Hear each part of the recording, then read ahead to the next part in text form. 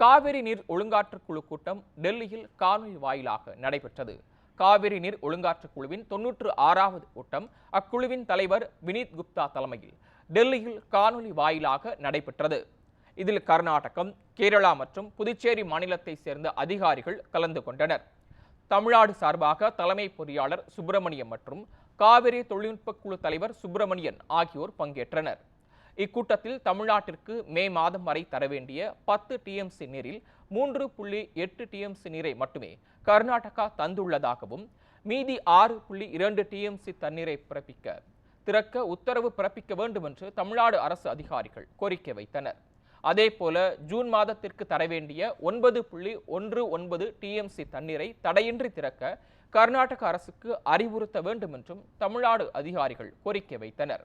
இதனைத் தொடர்ந்து 21ஆம் தேதி காவிரி மேலாண்மை ஆணையம் கூடும் என தெரிவிக்கப்பட்டுள்ளது.